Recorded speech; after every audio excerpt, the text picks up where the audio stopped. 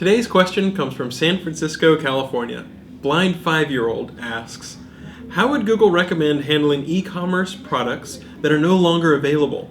Does this change as the number of discontinued products outnumbers the number of active products?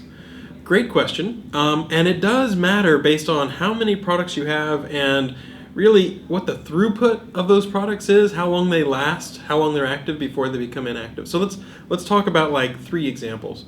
On one example, suppose you are a handmade furniture manufacturer. Like each piece you make, you handcraft, it's a lot of work, and so you only have, 10, 15, 20 pages for the different couches and tables and all those sorts of shelves that you make. In the middle, you might have a lot more product pages, and then all the way on the end, suppose you're Craigslist, right? So you have millions and millions of pages, and on any given day, a lot of those pages become inactive because they're no longer, as relevant, or because the listing has expired. So on the one side, when you have a very small number of pages and a small number of products, it probably is worth not just doing a true 404, and saying, okay, this page is gone forever, but sort of saying, okay, if you were interested in this, cherry wood shelf, well, maybe you'd be interested in this mahogany wood shelf that I have instead, and sort of showing related products. And that's a perfectly viable strategy. It's a great idea whenever something is sort of a lot of work, whenever you're putting a lot of effort into those individual product pages. Then suppose you've got your average e-commerce site. You've got, much more than 10 pages or 20 pages. You've got hundreds or thousands of pages.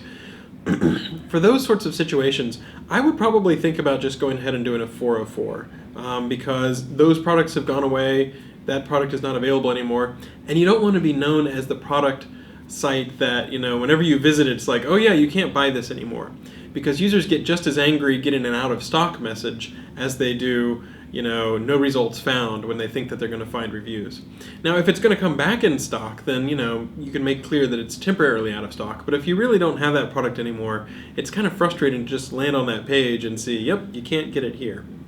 Now let's talk a little bit about the Craigslist case. We do have a meta tag that you can use called unavailable after that basically says, okay, on such and such a date, this page is no longer relevant, and so I'd like Google to sort of not show it in the search results. And so that's something where you can put a deadline on it, and you can say, after this date, it's not useful to show, therefore just let it sort of automatically expire on its own. So basically those areas along the spectrum are where I'd ask yourself, where is your particular website? If it's a lot of work to make each product or page, yeah, then somebody who lands on that page who has a lot of conversion value, put some effort into trying to show them related products or something else interesting. If you've got a ton of products and you're not putting a lot of work into individual pages, I just make them 404 if they're truly gone and out of stock.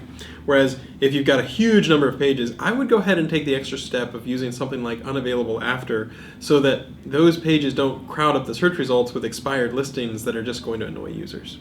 Hope that helps.